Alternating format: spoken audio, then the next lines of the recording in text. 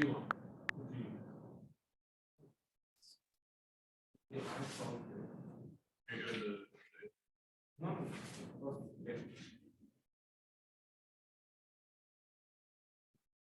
what do you want to know? What would you have?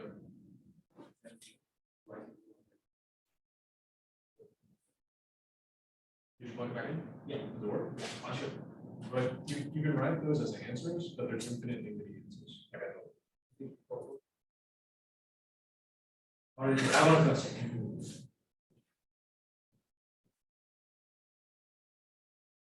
Yeah, you can write those as answers. So you could also write that it's easy.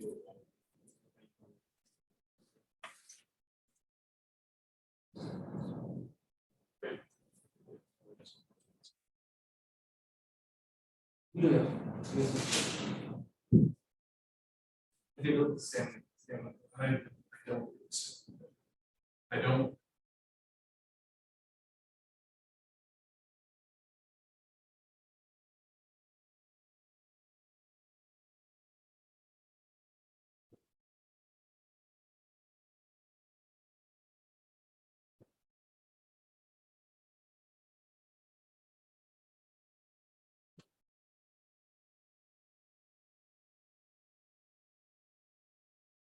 Let's see which one. Downstream rotation.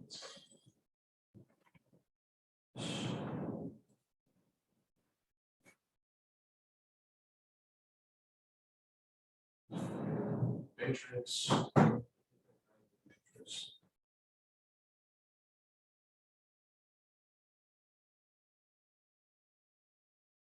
Yeah.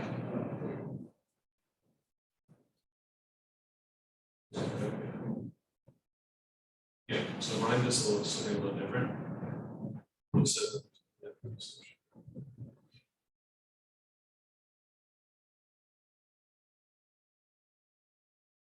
Well, I have to edit my.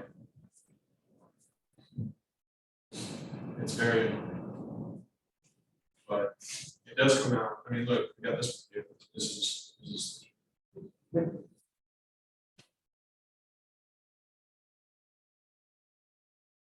yeah. Yeah.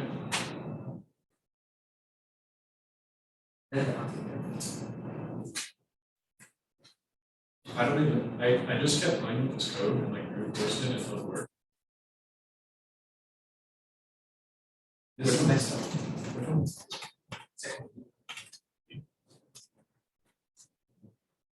Maybe.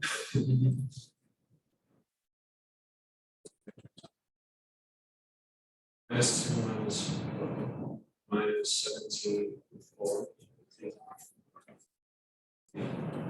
That's what So 17. 7.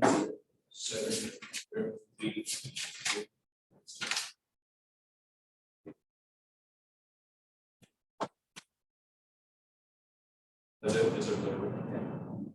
No. 0. 8. 6.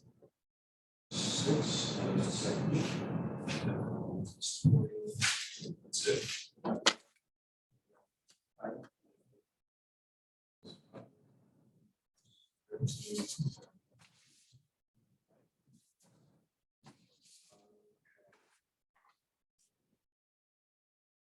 Right. That's Use this.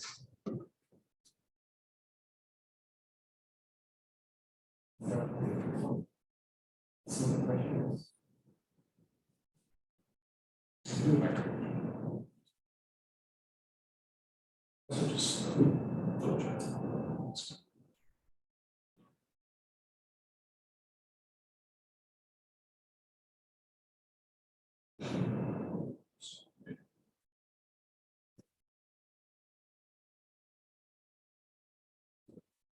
Just doing the building code. No, because we made. Oh well, this isn't on me. This is that. This has to be switched up. You might want to switch those. You can.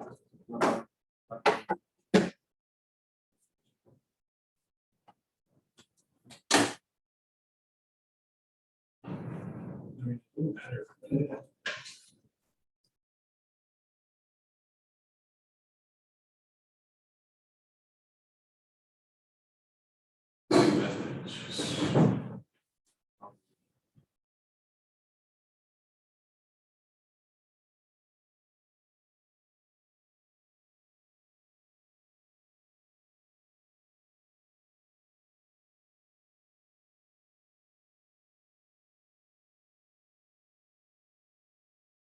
You can just edit stuff. You can just write stuff there and then copy paste.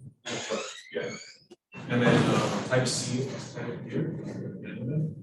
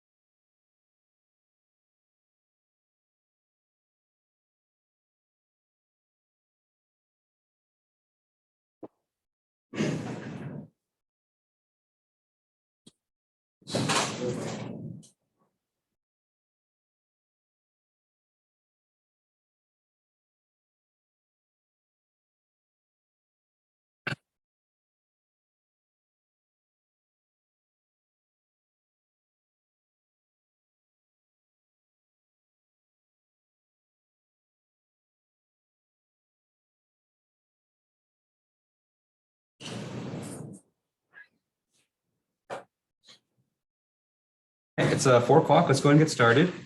Good afternoon, everyone. How's everyone doing today? Good, good. Hanging in there. So the plan for today is we're going to continue on with our lecture notes. So I think we stopped kind of right in the middle of the example last Thursday. And so I want to continue on with that. And we'll go from there. Okay. I think after today, you should have all the information you need to finish homework 2. I know it's kind of been out there for a while, but I'm hoping to finish up all our examples for upper extremity, static biomechanical analysis, and so after today, you should be able to do every question. Okay. All right, and so let's see. For this class, we have a midterm, but it's not going to be for a few weeks. So let's talk about that probably next week. Okay. All right. Any questions I can answer before we get started for today? Okay. All right. So let's go ahead and pick up where we left off. And so we were doing upper extremity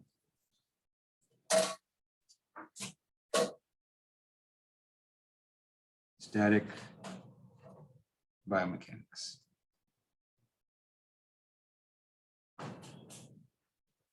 Okay.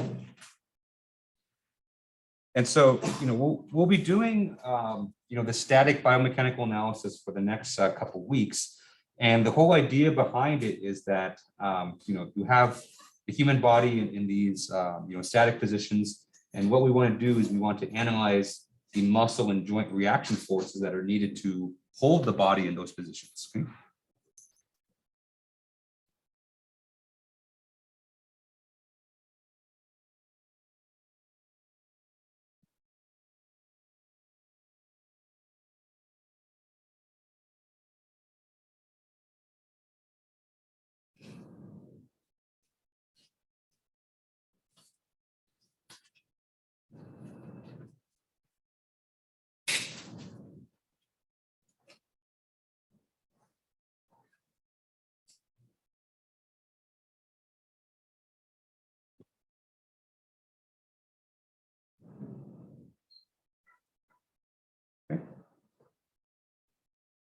And so what you'll see over the next couple of weeks are basically, situations where, the body is being held in a position and, the body needs to exert some force in order to maintain that position. Either it's supporting itself against a weight, supporting its own weight, or, just doing various things. Okay. And so I think, we spent a good amount of time last Thursday doing a very simple example of, like the bicep doing a bicep curl. And so this next example here is actually quite interesting because it's the same position. It's the same position of of an arm holding a weight in its hand, but now we're considering the action of multiple muscles at the same time.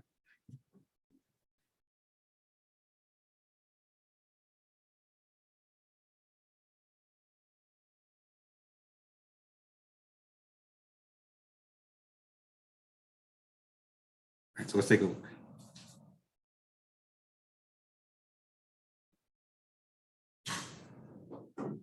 Okay, so here's the situation. And so we have an arm that's kind of curled, like kind of flexed at about 90 degrees and holding a weight in its hand. Okay. And what we have here are three muscles that are going to be acting on this at this elbow joint. Okay. And so first, we have that muscle, which is called the biceps brachii.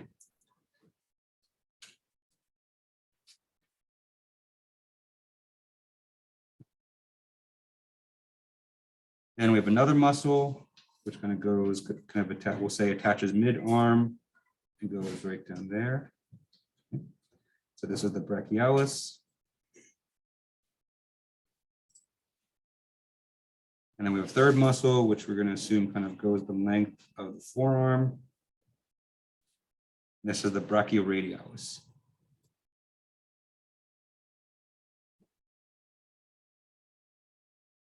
Okay. So three muscle groups there. Okay. All right, and what we're interested in, and we're going to focus our attention on the elbow joint, is we want to compute all three muscle forces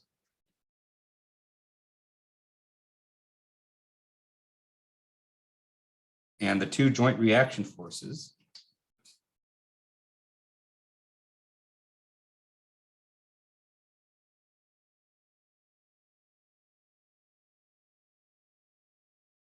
in this position.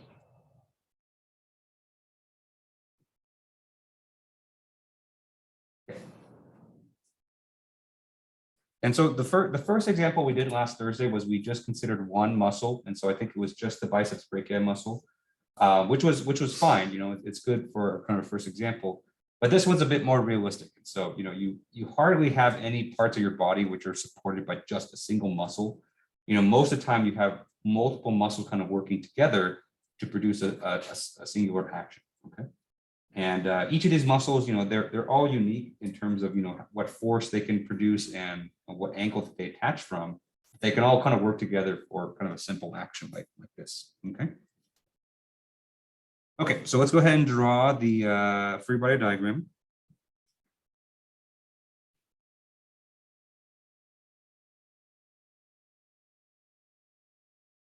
Whenever you do any kind of static analysis, the free body diagram is always a great place to start.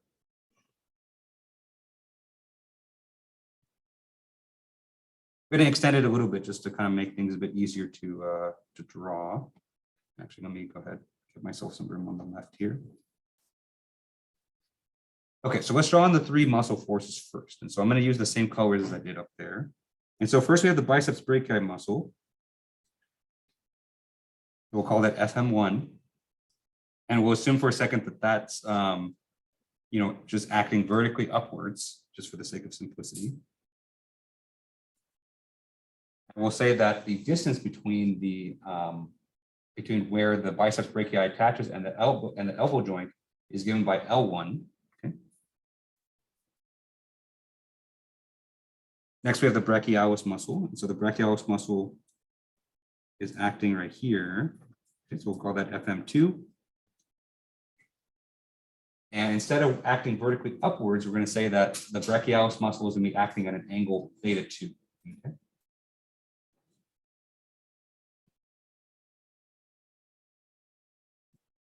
And we'll say that the moment arm between the brachialis muscle and the elbow joint is given by L2.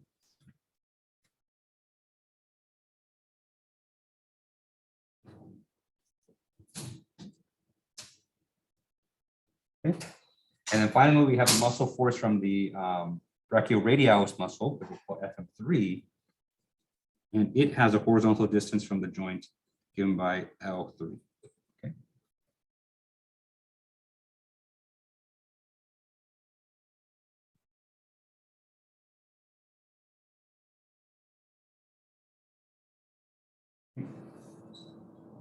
Next thing that I'm going to draw in on the left in orange right there are the reaction forces at the joints. Okay, so we'll call that JX and JY.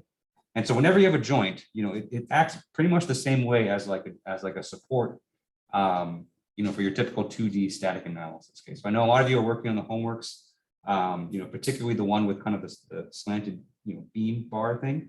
And so, think of every joint in your body as like a pin joint.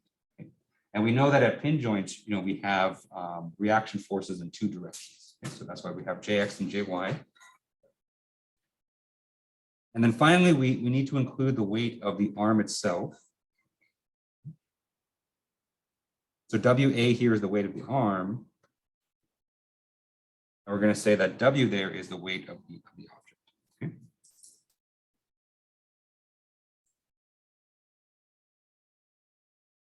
Oh, we need one more length. Sorry about that. And we'll say that the length of the total length of the arm is given by LW. Okay.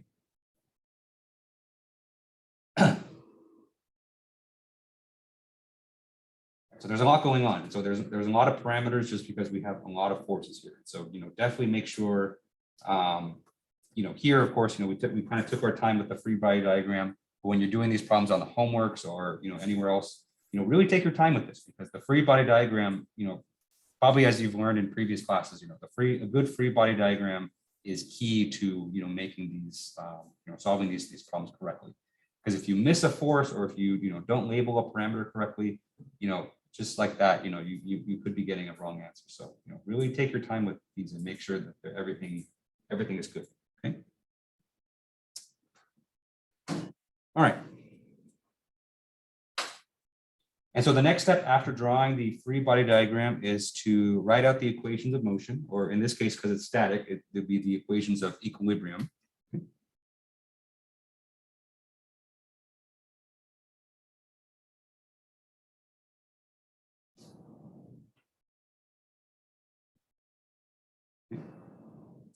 And for 2D problems like this, we have three equilibrium equations, remember?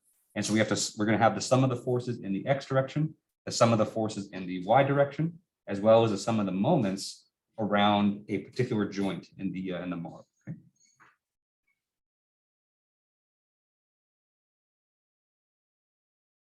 So let's start with the sum of the forces in the X direction. And so for every force here that has a horizontal component, we're going to include its contribution to this equation. Okay?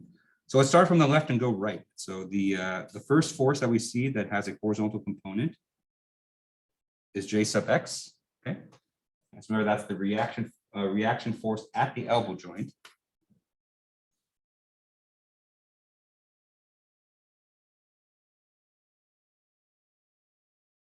Okay, next one that we have here is FM2 cosine theta 2. And so that's the horizontal component of the brachialis muscle. And so because the muscle force from the brachialis muscle is pointed at an angle, we add the cosine there to only take the horizontal component.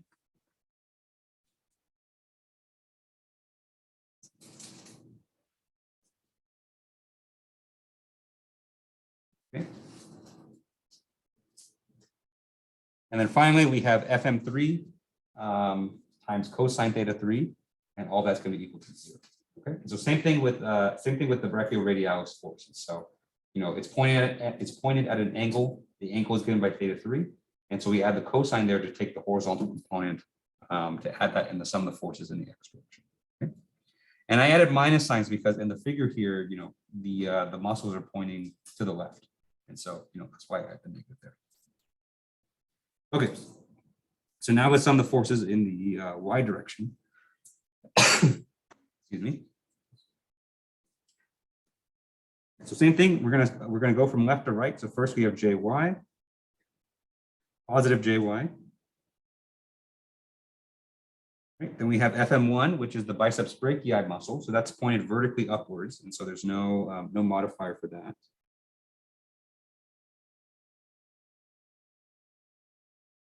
Okay. Then we have the vertical components of the brachialis muscle and the brachioradialis muscle. All those are pointed upwards. Okay. And then we have the weights of the arm, WA, and the weight of the object, W, and both of those are going in the negative direction. So we have negative WA minus W, and all that's equal to 0. Okay.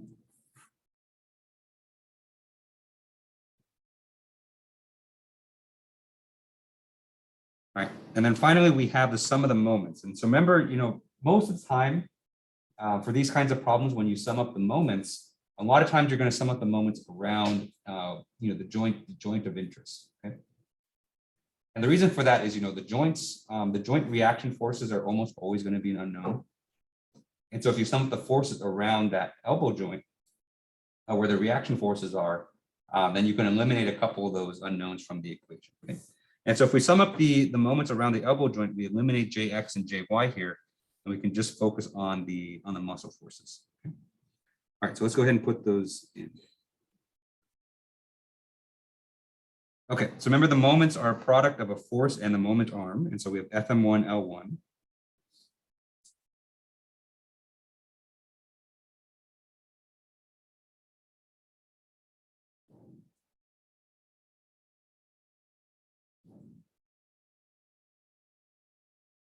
Okay. Then we have the contributions from the brachialis and the brachioradialis muscles, so FM2 sine theta 2, which is the vertical component, and then we multiply that by the moment arm L2, and same thing for muscle 3.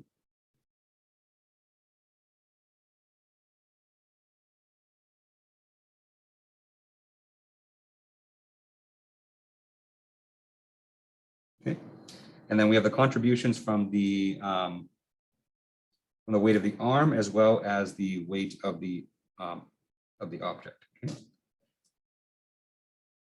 And of course, I spent a couple minutes telling you to be careful with your free body diagrams, and of course, I forget to put in one of the moment arms. So, in order to compute the moment, we also from the weight of the arm, we also need to know, what distance the weight of the arm is acting from the joint. Okay?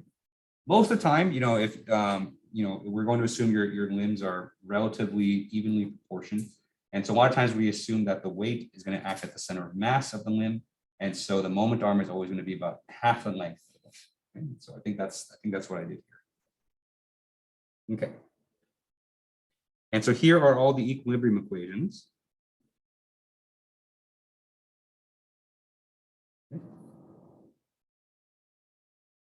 Which we can use to solve for the muscle forces and the joint reactions.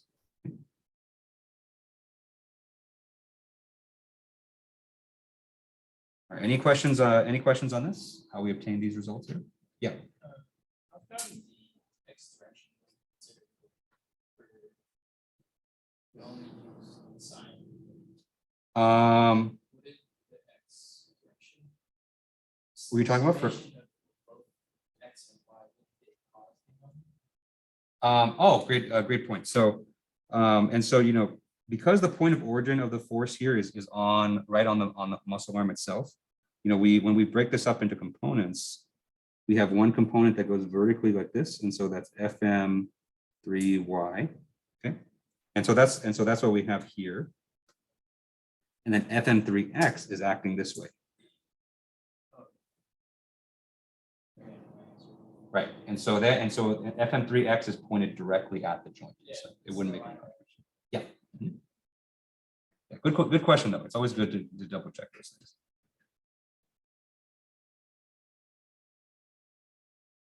Okay, all right, and so here are our equations, and so normally for a normal problem, like the one we did last time, this would be enough information for us to actually solve for all of the muscle forces and joint reactions. Unfortunately, this is not a normal problem, because if you count the number of unknowns that we have, okay, so Jx is 1, Jy is 2, FM1 is 3, FM2 is 4, and FM3 is 5, okay? And those unknowns repeat, we have 5 unknowns here. And so I think, the last point that we went over on Thursday was that, even with all the equilibrium equations in this case, we don't have enough equations to actually solve this system. And so this is what's called, a system that's statically indeterminate.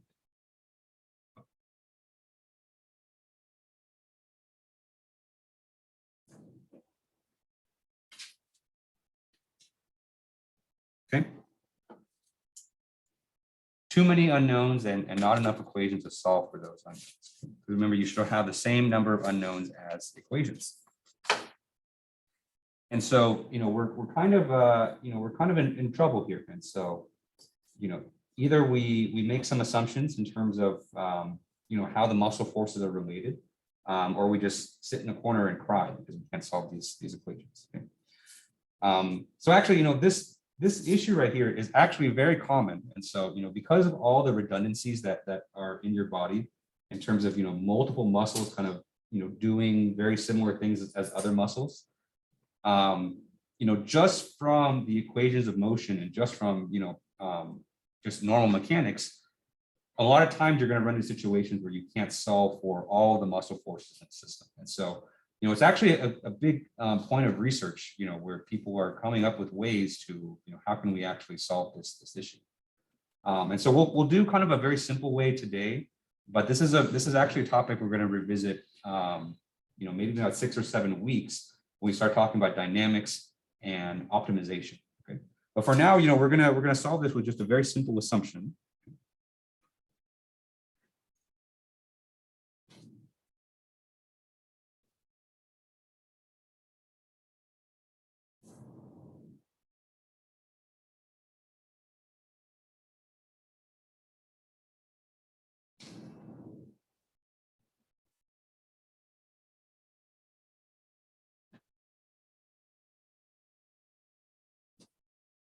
Okay. And the goal with our assumptions here is that it's going to allow us to relate the relative magnitudes of the different muscle forces. Okay.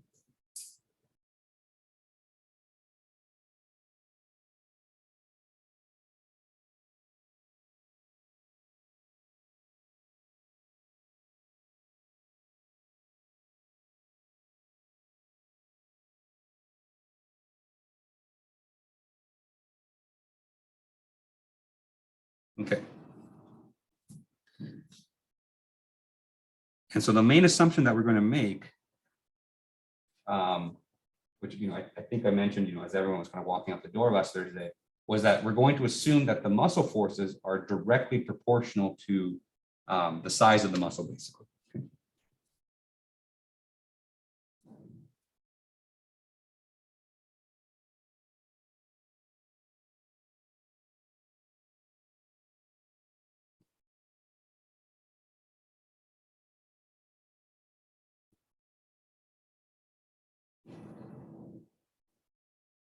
Okay. Which is basically, kind of a fancy way of saying if you have a bigger muscle, it's going to produce more force than a smaller muscle, right?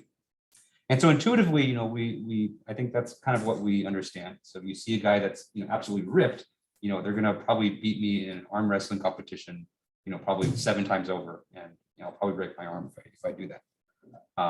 And there's scientific grounds for it too, because, you know, kind of the bigger muscle that you have, the more muscle fibers are kind of packed inside that muscle to produce work. Okay.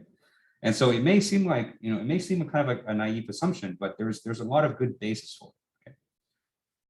All right. And so in terms of equations, what we're going to assume is that the muscle forces are proportional to their cross-sectional area. Okay.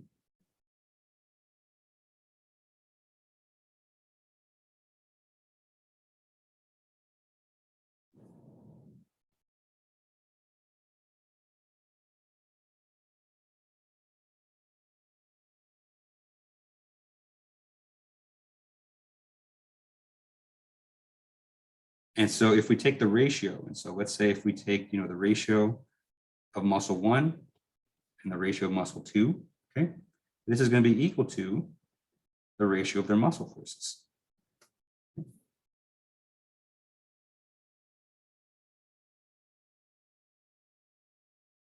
And we can make such relationships for any of the muscles. So we can say A1 over A3 is equal to FM1 over FM3.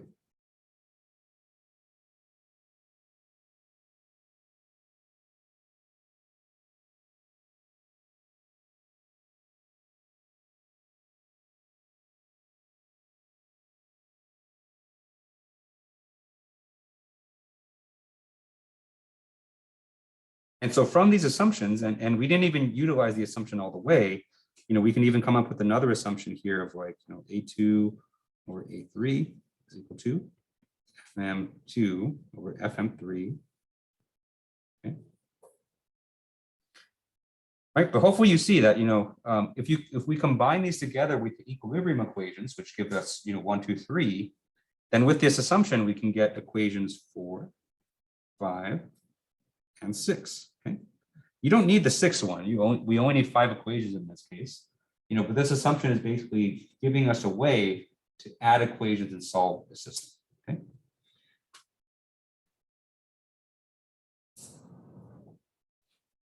All right, and so I'm not going to carry this out all the way because it is you know, kind of a lot of arithmetic and algebra, but you know, this is actually one of the homework problems, and so you know. I think for the homework problems, you know, I give you numbers for this, and then you're just going to have to fill in the process. But I'll give you just you know, how we would start this. Okay, and so if you look at these equations, you know, typically what I like to do is I like to look at the equations where I try to find one which is the easiest to solve. Okay, and so in this particular case, you know, we have assumptions here based on the muscle forces. And so if we can find an equation here that doesn't have any of the joint reaction forces, that's usually going to be a good one to solve. And in particular, this equation right here, the moment equation, you know, we don't have any of the joint reaction forces here. So Jx and Jy are not present at all in this equation. And so this one would be, you know, the perfect one to solve.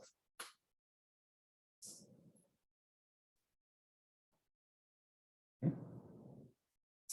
Because let's do this. And so, you know, if let's say I take equation 4, okay, and I rearrange the terms like this. So if I say FM2 is equal to FM1 times A2 over A1.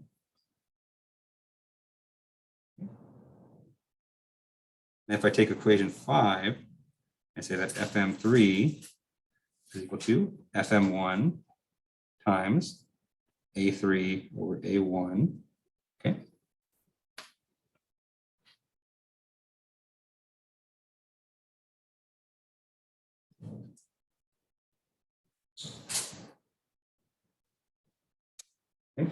Because now I have equations here that relate, you know, FM2 to FM1 and then FM3 to FM1, right? And so if I take these and plug them in here, okay, and so if you can see in the moment equation, we have FM2 right here and FM3, okay.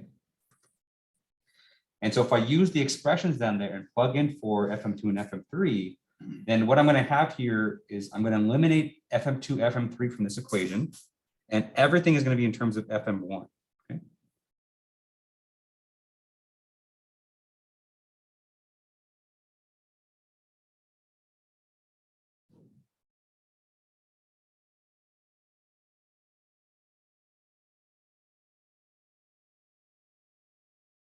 Okay. And that'll give you the first of your unknowns.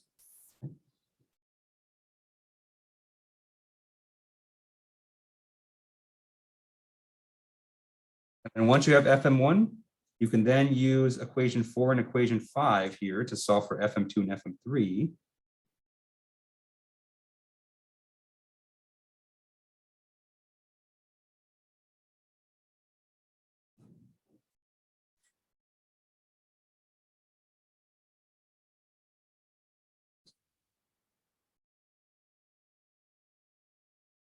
Okay.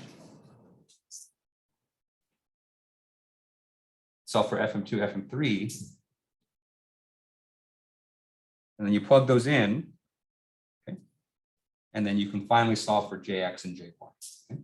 And so it's a bit of an involved process. There's a lot of algebra involved, but if you make that assumption, then you'll be able to have all the equations you need to solve for for all the unknowns.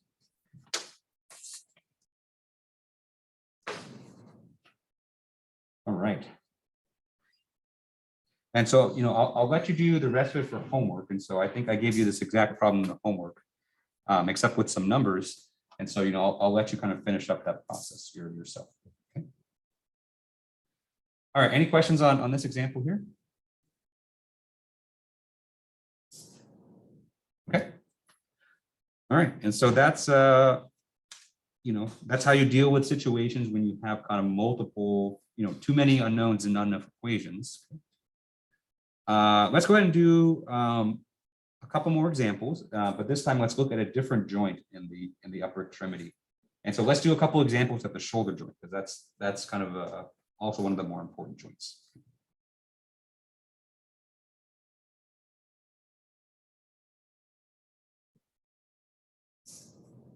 Okay.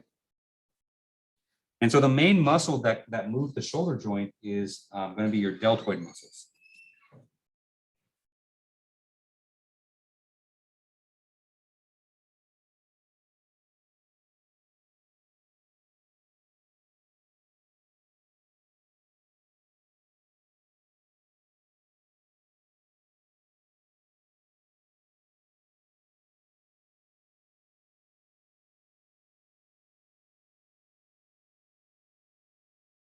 And the main actions that the deltoid muscle is responsible for are flexion and abduction.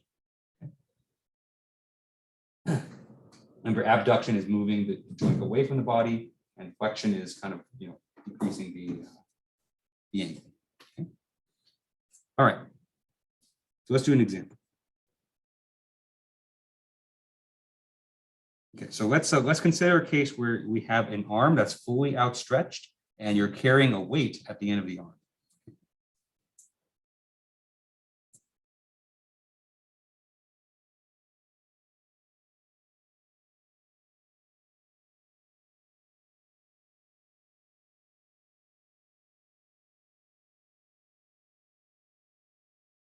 Okay.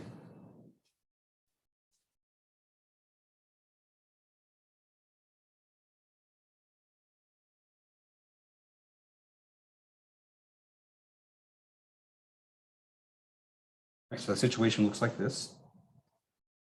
Here we have our two arm bones. And so remember, the upper arm bone is called the humerus. And the lower arm bone, this is, we have two of them. It's like a chicken wing. It's like the ulna and the radius.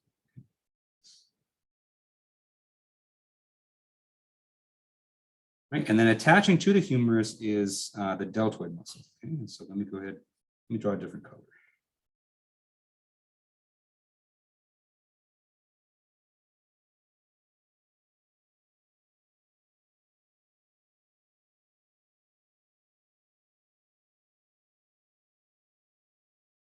Okay.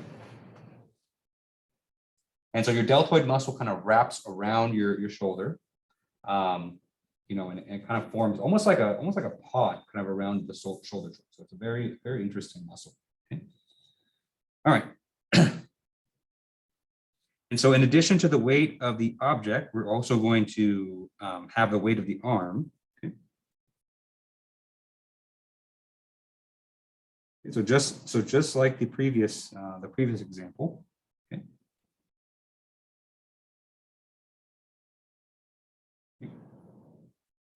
And just like the first example we did last time, we're interested in computing. We're interested in computing the deltoid muscle force.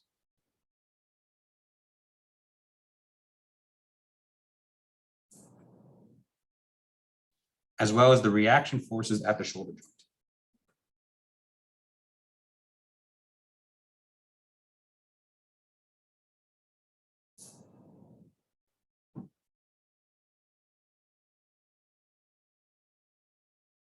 Okay. And so we just have a single muscle in this case, and so it's going to be a lot easier for us to solve for this. Okay. All right. Any questions on just the setup for the problem here? All right. So let's go ahead and start this just like last time. So let's start with the free body diagram.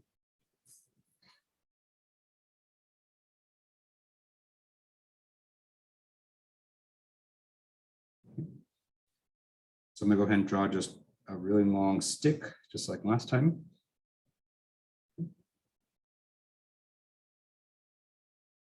All right, so let's go ahead and draw the muscle force. We only have one muscle force here, and so I'm just going to call it FM.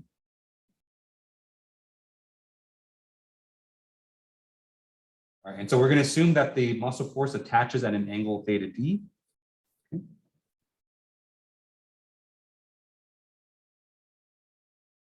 Okay. And it attaches at a distance of LM.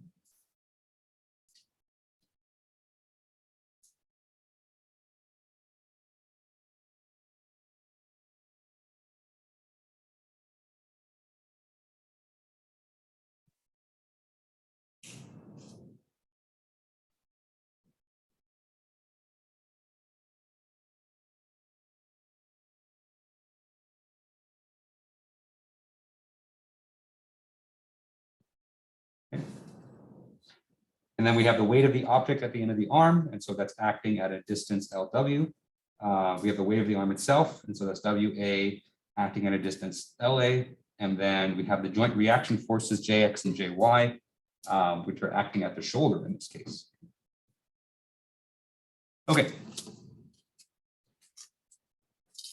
And so it looks very similar to the shoulder joint actually. So let's go ahead and kind of work on this. The good news for us here is that we have exactly three unknowns. We have FM, JX, and JY. Okay. And so in this case, our equilibrium equations will be enough. And so we don't need to bring in any assumptions here. And so let's go ahead and write those out.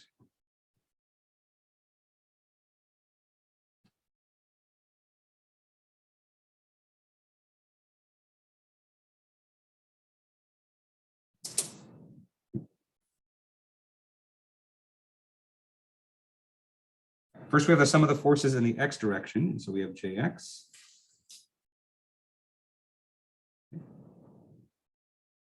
And then we have the x component of the muscle forces. So that's FM cosine theta D is equal to 0.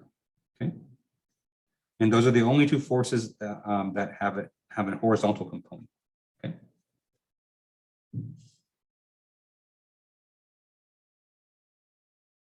All right, so now let's go ahead and sum the forces in the y direction. And so we have JY plus FM sine theta D. Okay. Because that's the vertical component of the muscle force. And then we have the components of the weight. So we have the weight of the arm, the weight of the object, and all that's equal to 0. Okay.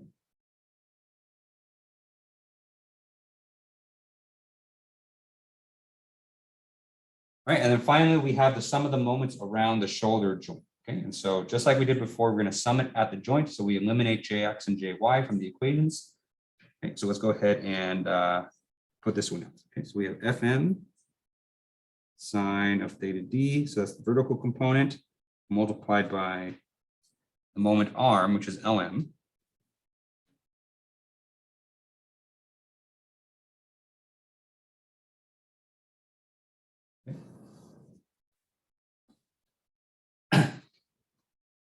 And then we have the contributions from the two weights. So we have WALA minus WLW. Okay.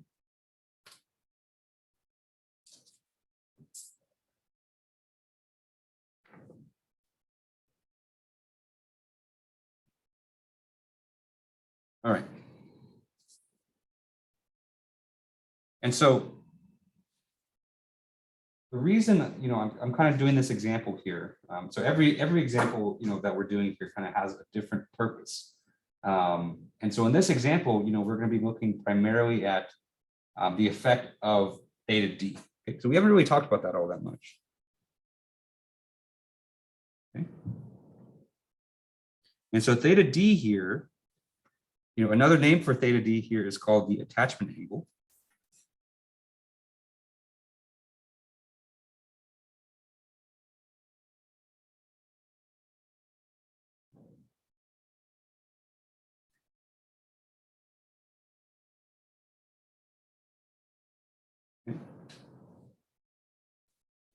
And you should see, attachment angles like this show up in most other muscles. Okay? And so I think, we first saw it in the previous problem with theta 2 and theta 3. And so now here it's theta D. Okay? And so kind of the definition of attachment angle is that this is the angle at which that's formed between the, the bone in the body and the line of action of the muscle that attaches to it. Okay?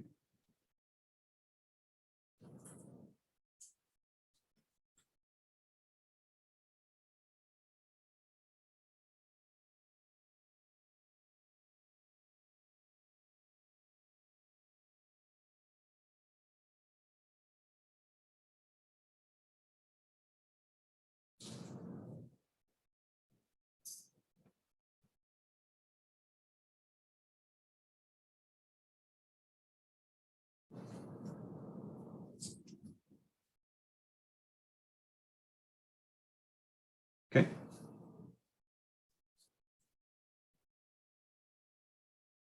So theta D, is, attachment angle, is actually something that is measured in a lot of people. And it's something that it actually varies quite a lot between different people as well. And so, it is an important parameter to know. And what we'll see is that attachment angle actually makes a big difference in terms of, how, how much force is actually needed from the muscle. Okay.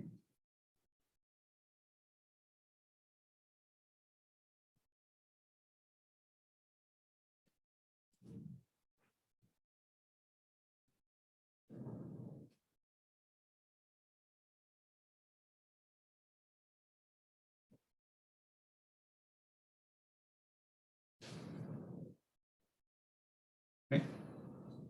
All right, so let's go ahead and solve these equations. And so, just like we did in the last problem, the best place to start for your equation solving is going to be the moment equation. Okay? And here it's even more convenient because the moment equation here only has one unknown, which is Fm. Okay, so Jx and Jy don't show up here at all, and so we can solve the moment equation here straight up for Fm. Okay. Let's go ahead and bring this down. And so if we solve that equation for Fm, I'm going to move WA, LA, and W, LW to the other side of the equation. And then I'm going to divide it by LM sine of theta D.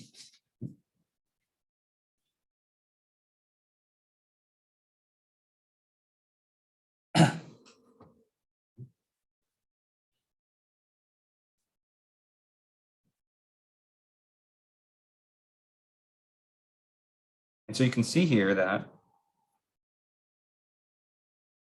the way attachment angle affects the muscle force is through this term right here. Okay, and so sine theta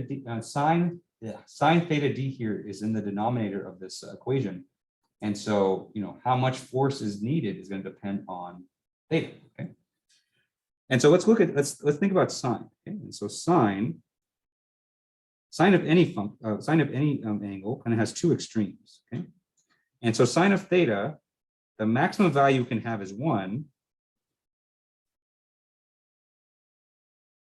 Okay, when theta is equal to 90 degrees, and it's equal to 0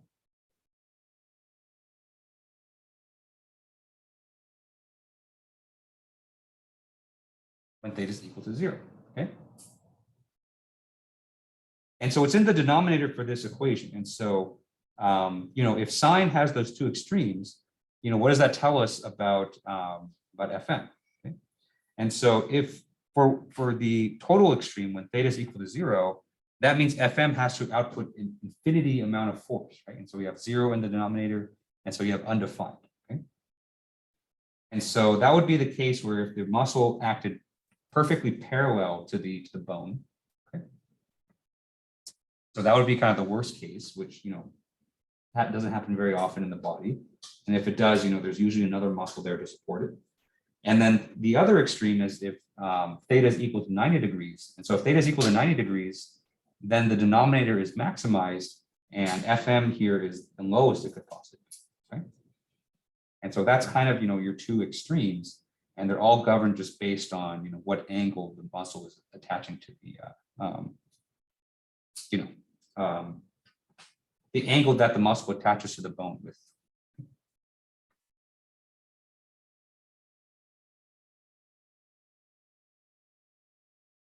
And so very rarely in the body do you see, attachment angles go between those two extremes. So, for something like this, attachment angles of, maybe around 30 degrees is pretty typical.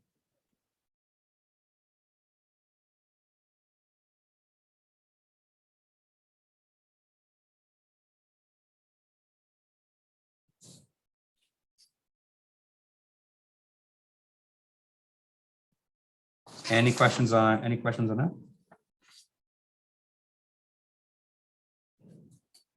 Okay. All right. So one other point I want to make, I do have one more example, but I think I'll probably skip it just kind of in the interest of time. But I do want to make one more point before we jump back. Okay. And that's with regard to the directions of the joint reaction forces. Okay, because we haven't really talked much about those either as well.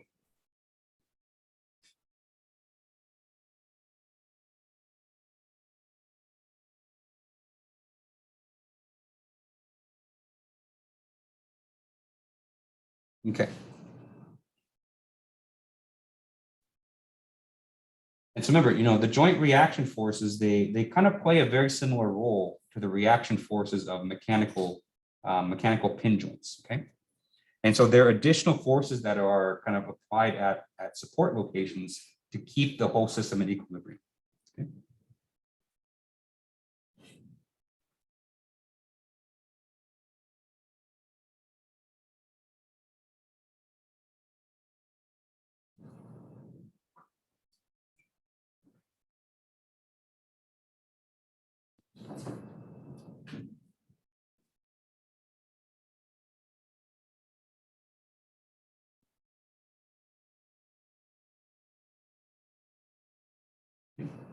Physically, what they are they can either be forces that are being applied by the neighboring bones. Okay?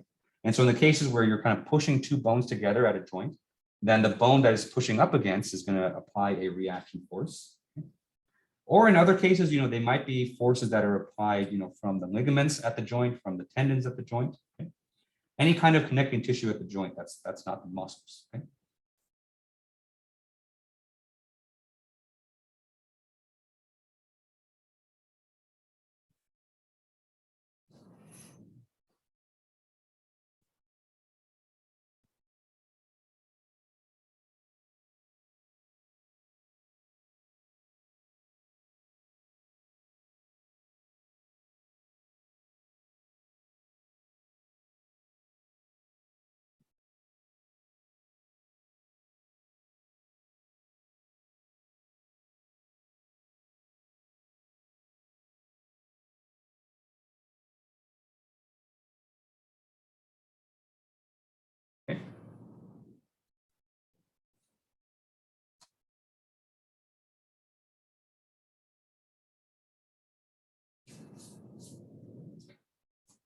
And so why do we care about the joint reaction forces? Or, why am I kind of bringing this up, right here?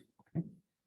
If you recall, when we were talking about joint biomechanics, what we mentioned back then was there are ways that you can kind of make the joints either more stable or less stable, depending on, the forces that are being applied. Okay.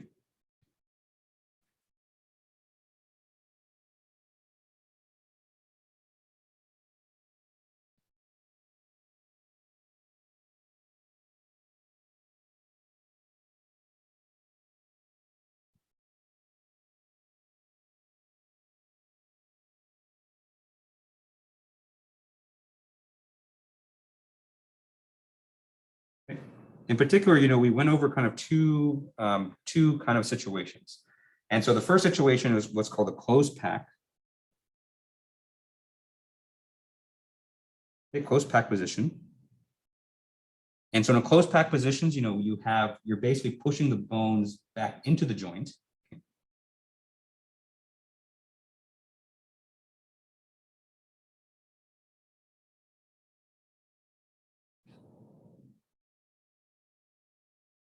Okay.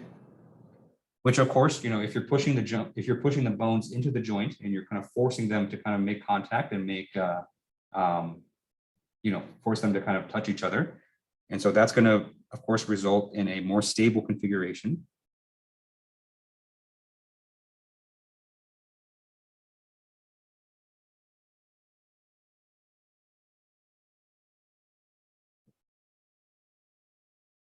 The opposite of closed pack is loose pack, which is the opposite. Okay. And so in situations where you're kind of pulling the bone away from the joint, you're of course going to make the joint more unstable. Okay.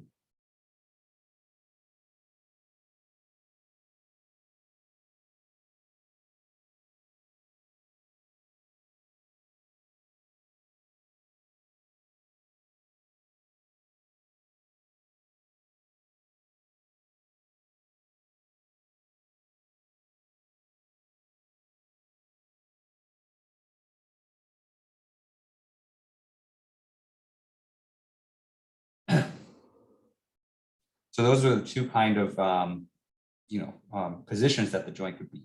Okay. And so based on the directions of the joint reaction forces, we can actually tell, from our static analysis, whether we're doing a closed pack or a loose pack configuration. Okay.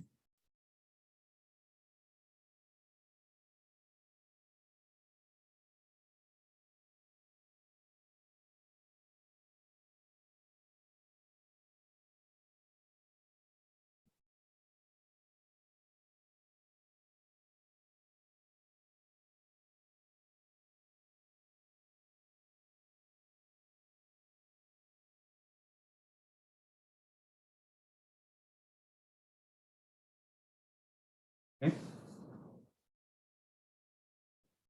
And so we have two kind of situations. And so, this can be a little bit tricky to do because, we're solving for the joint reaction forces in terms of their components.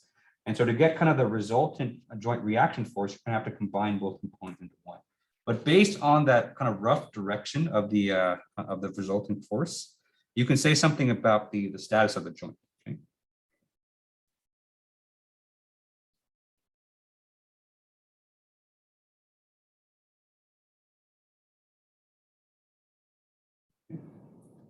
And so the first situation are joint reaction forces that point away from the joint. Okay? And so they're pointing away from the joint and towards the bone. Okay? And so, you kind of have to think about the logic a bit because it might be kind of counterintuitive the way that it's worded. Okay. But remember that these are reaction forces that the joint is imparting onto the bone. Okay. And so if the joint is imparting reaction forces away from it onto the bone, that means the bones are being pushed together, right? And so if the bones are being pushed together, they're making contact, that means the reaction forces should go away from the joint, okay? And so if the reaction force is pointing away from the joint, that means this is going to be a closed pack position.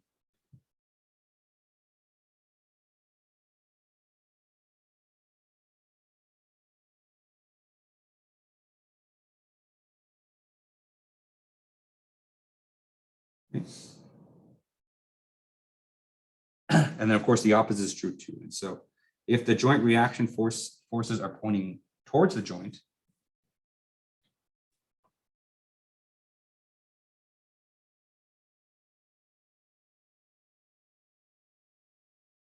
and of course the joint is going to be in a loose pack position.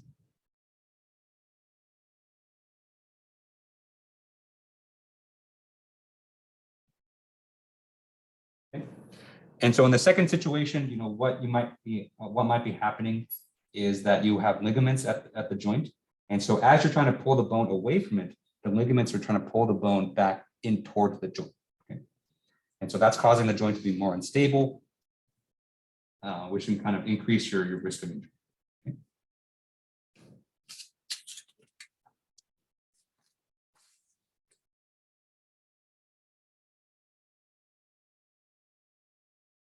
All right, any questions on this? Okay. All right, so like I mentioned, there is one more example in the lecture notes, and so it's another shoulder problem, but it's going to be a shoulder problem where the shoulder is kind of angled downwards. And so if you want to look at one more example as you're working on the homework, that's there for you. But before we end today, I did want to make sure I talk about some common injuries that can happen in the upper extremity. Okay. Let me go ahead and stop sharing here.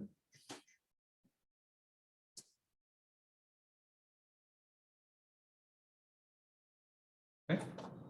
All right, so I'm back on the lecture slide. So this is lecture note 06A. Okay. And then we're going to talk about these injuries right here. Okay. And so, like I mentioned before, the upper extremity is primarily made up of three main joints. And so we have the shoulder joint, the elbow joint, and the wrist joint primarily. Okay. And so I'm going to go over some common injuries for all three of these joints. And so let's start with the shoulder. And so the shoulder, we've kind of talked about this already. The shoulder is one of the most unstable joints in the body. And so it's very susceptible to dislocations. Okay. And so what happens is that the head of the humerus, which is not very well situated into the scapula, it can just pop out just very easily because it's not really well in there to begin with. Okay. And so dislocations can actually occur in almost any direction, although the most uncommon one is superior. Okay? And so remember, the superior direction is kind of up towards your head. And so if you kind of look at the anatomy of the shoulder joint, the scapula kind of overhangs the humerus a little bit here. And so, we have this kind of overhang right here. Okay. And so it's a little bit more uncommon for the shoulder to just kind of pop out past that because you have that ledge. But dislocations that go either down or front or back is a little bit uncommon too. But all of those can happen pretty easily because there's not much of a cavity here, as you can see right there. Okay? And usually dislocations occur as a result of sustaining some kind of very large external force. Okay. And if you dislocated your shoulder before, then you're kind of at risk for future dislocations because when you dislocate your bones, you kind of weaken the ligaments that are surrounding the joint. And so, it makes it kind of easier for the bone to kind of pop out again, which is kind of unfortunate. Okay. Another very common injury, especially among athletes, are called rotator cuff injuries. And so the rotator cuff, you might have heard that term before, but that's just kind of a term for kind of the group of muscles and tendons and ligaments that surround the shoulder joint. Okay. And so because the shoulder cavity is so narrow, a large part of the stability of the shoulder joint depends a lot on the muscles that surround it. So we're talking about like your deltoid muscle and its corresponding tendons and, a lot of the ligaments that you see kind of here and there.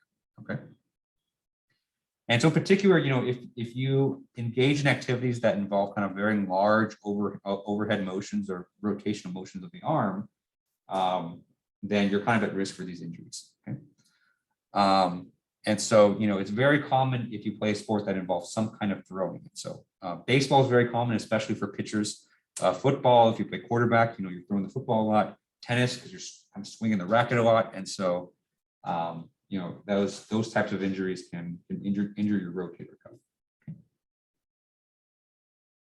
Okay, any questions on this? Okay. All right, so let's go ahead and move on to the shoulder, to the elbow, excuse me. Okay. And so the elbow, compared to the shoulder, the elbow is pretty stable. And so, it doesn't have as nearly as much range of motion as the shoulder, but that restriction actually helps it stay not injured, which is good. Okay. And it's also helped by the fact that there are very strong ligaments that kind of help at the elbow. Okay.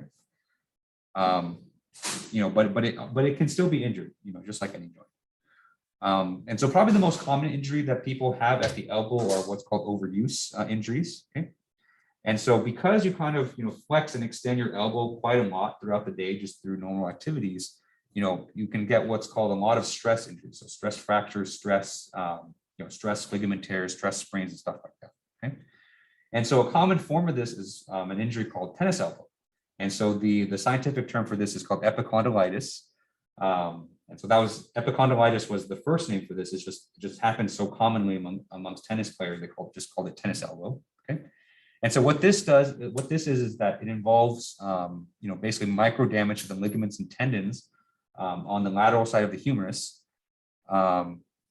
just because of the swinging motion of the racket when you do a forearm or back arm, then you kind of sustain, make yourself susceptible to those kinds of injuries. It is possible to dislocate the elbow, although it is quite rare. Usually you need some kind of very large impact and some very large force in order to cause a dislocation, but it is possible. And so kind of the more common case where people do this is, say like you're falling forward and you use kind of your arms to kind of brace yourself, but you lock your elbows. And so, if you've taken any kind of safety training, you probably know that that's one thing that people tell you not to do. And so because it can lead to, some pretty serious injuries at your pelvis. Okay. Any questions on elbow injuries here? Okay. All right, and finally we have the wrist. And so the wrist, is subjected to a lot of abuse, especially if you work in some kind of either office job where you're typing all the time and you're putting strain on your wrist, or if you're a student and you're writing notes for like a bajillion hours a day, then you're subjecting your wrist to a lot of wear and tear. Okay. And so just like any other joint, it's possible to sprain or dislocate the wrist, especially if it's the subject of a very large fall or force. Okay. But I think, the most common injury, which is kind of affecting more and more people nowadays, is carpal tunnel syndrome. Okay. And it's, it's just kind of as a result of kind of the lifestyle that a lot of people are having nowadays, where a lot more people are more sedentary. They're kind of using their computers more, they're using their phones more, and you're seeing a lot more kind of nerve issues with the hand. Okay. And so what carpal tunnel syndrome is that you have this nerve that kind of runs through, a pretty large nerve that kind of runs through your wrist and into your fingers. Okay. And it runs right underneath the carpal bone. Okay. Inside a channel called the carpal tunnel, hence the name. Okay. And what can happen sometimes is that, inside this carpal tunnel, this tunnel here can become kind of impinged. And so what you have around here are a lot of kind of muscles. Okay. And what can happen is that if these muscles here get inflamed, okay, and so if they grow in size, what can happen is that can start to pinch on the carpal tunnel. Okay. And then as that carpal tunnel gets pinched, then the nerves in there get pinched as well. And so that's what kind of causes the pain, kind of the numbing sensation that you see with carpal tunnel syndrome. And, it's becoming a lot more and more common. Okay. And so, it's still, believe it or not, it's still kind of under research in terms of, what the direct causes are. But, we see it most commonly for work that requires kind of large hand gripping forces or repetitive motions. If you're typing on a keyboard or using your mouse and you're resting your wrist on the desk, which may not seem like a big deal, but if you do that enough throughout the day, it can cause some pain in your carpal tunnels. All right, any questions on this? Okay. All right, and so that's it for the upper extremity. And so we do have 15 minutes left, which is good because I do want to start the next the next set of lecture notes, which is the lower extremity. Go ahead and come here. This. Okay. All right. So I'm going a little bit fast through the static biomechanics because, just because I kind of reformed this class quite a bit over the summer and I had to kind of shorten this time period down. And so, I want to make sure we get through all of it just so that, we're kind of staying on track. Okay.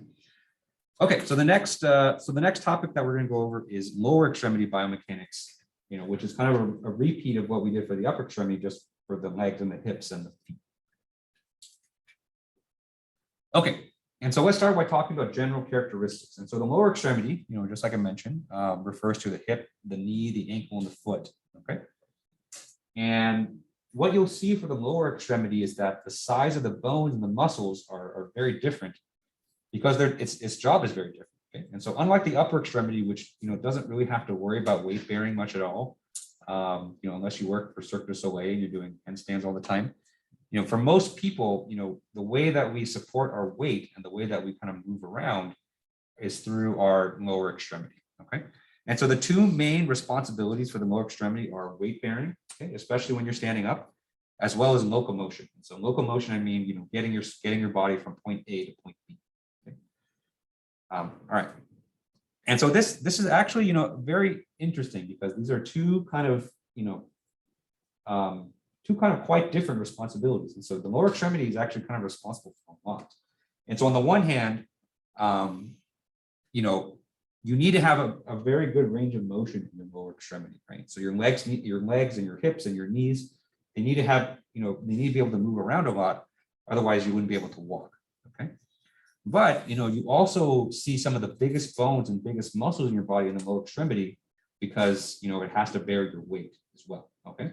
And so what you have here are basically very large muscles, very large bones that are still capable of, providing very large forces and very large motions, throughout its motion. So, the lower extremity is extremely important.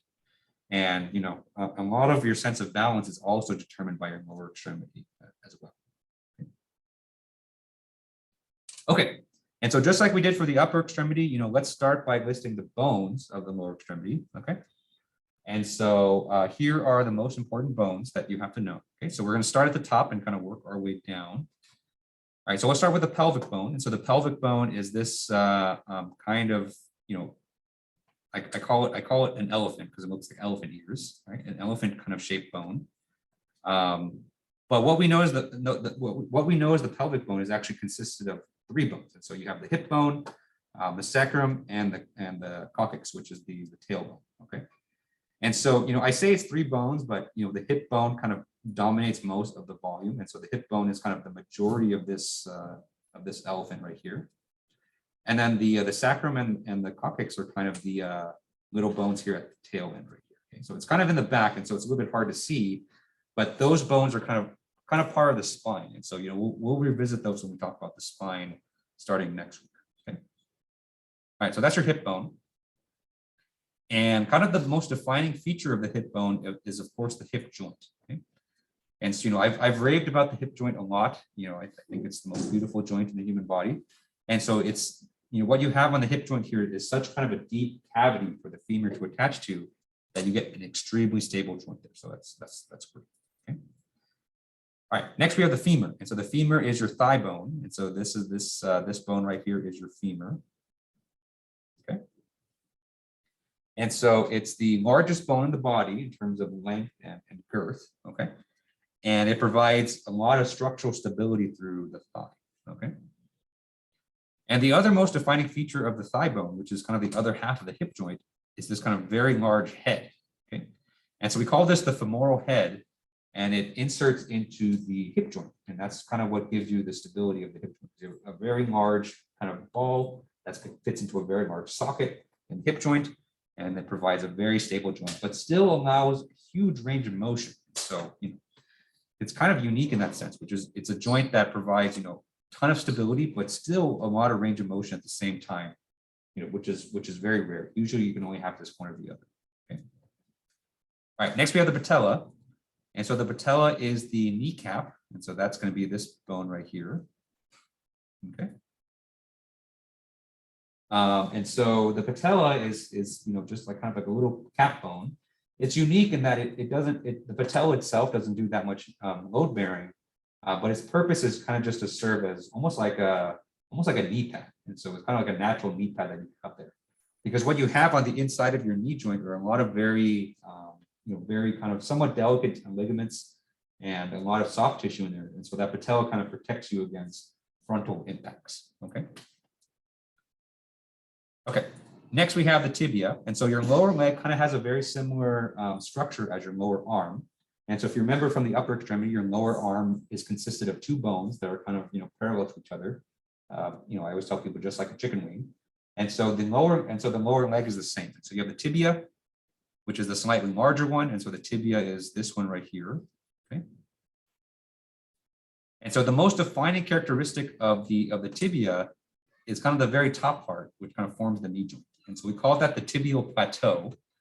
And so the tibial plateau is the part of the lower end of the knee joint. Okay. Next, you have the fibula, which is the smaller bone of the leg. Okay, so that's this one right here.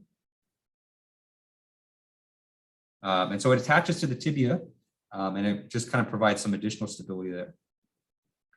Right, and then you have your foot and toe bones. So you have the tarsals, which are the bones in your foot. And then you have your metatarsals, which are bones in your toes. Okay. And those have a very similar structure to the carpals and metacarpals in your hand. Okay. All right. Any questions on lower extremity anatomy here? Okay.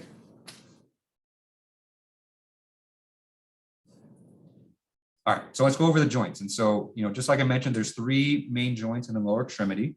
And so we have the hip joint, most beautiful joint in the body. And so this is the most stable joint that forms between the femoral head as well as the pelvic bone, okay?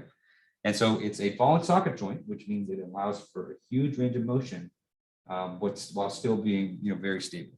Okay? Next, we have the knee joint. And so the knee joint is kind of analogous to the elbow, and that is primarily a hinge joint. And so it can only move in kind of flexion and extension, although there's a few other actions that it can do as well. But, for all intents and purposes, we'll assume the knee is a hinge joint. Okay. And then finally, we have the ankle joint. And so the ankle joint is, a joint, that forms between your foot and your lower leg. Okay. And again, it's also primarily a hinge joint, but your ankle kind of also has more range of motion too. And so it can also do varus and valgus, and it can also do kind of, lateral and medial inversion as well. Okay.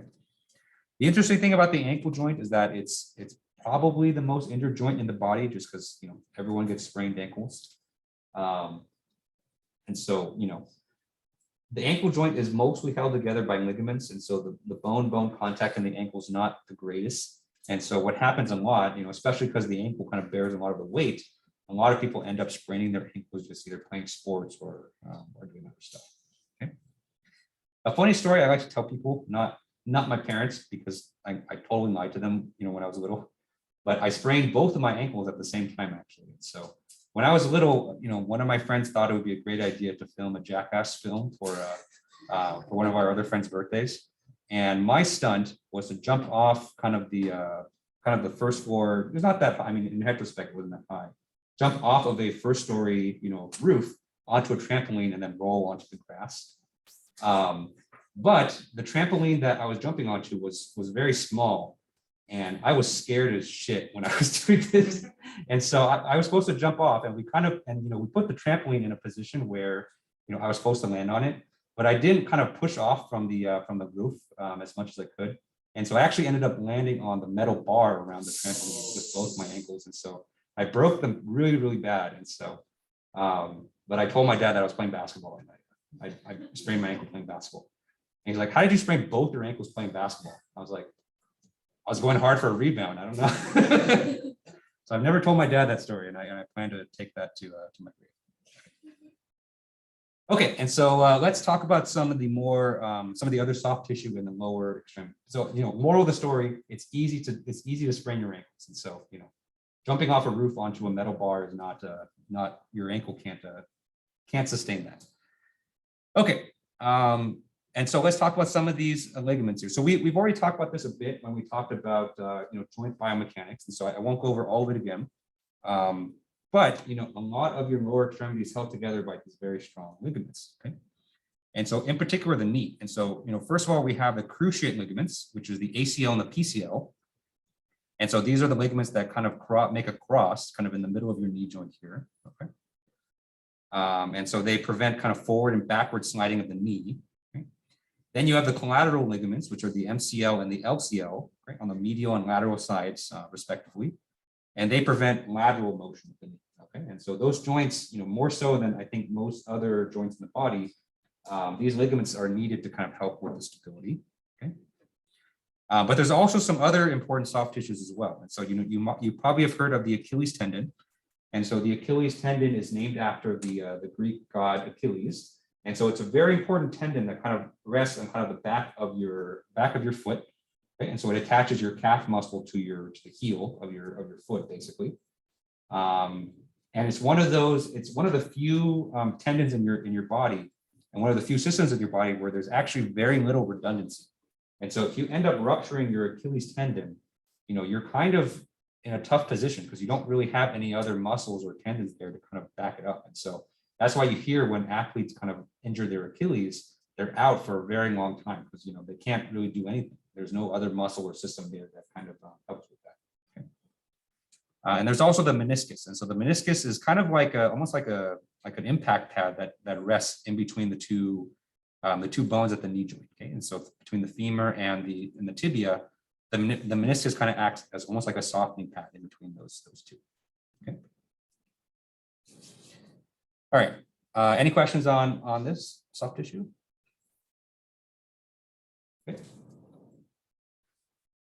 All right, and so I think, yeah, okay. Let's just go over the muscles very quickly, and then we'll start on Thursday with some static problems for the lower extremity. Okay, and so the muscles of the lower extremity in general are very large because they're needed to support weight and they're needed for locomotion. Okay, and we don't often talk about the muscles of the lower body individually, and so what we do instead is we talk about groups of muscles. Okay.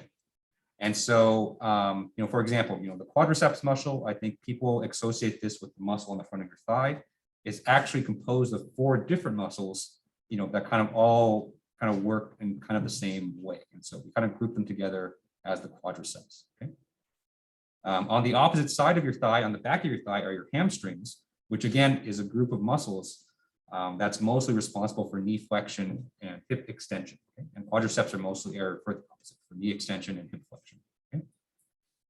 Then you have the muscles in your booty, and so you have your gluteus maximus, and so that is your kind of this big muscle right here. Okay, and the gluteus medius, which is kind of more on the side, so it's kind of this muscle right here. Okay, and so those muscles kind of all work together, and so that's why you can see them together sometimes as the gluteal muscle group, okay? And they mostly work on the hip, and so they allow for hip extension and hip abduction, right? And the last muscle that we'll go over is the calf muscle, which again is a muscle group, and so the calf muscle is actually made up of several. The main muscle of the calf is actually this one called the gastrocnemius, okay? And so the calf is mostly responsible for plantar flexion of the ankle, which is a very important motion for you for walking. Okay, and so any questions on lower extremity muscles here?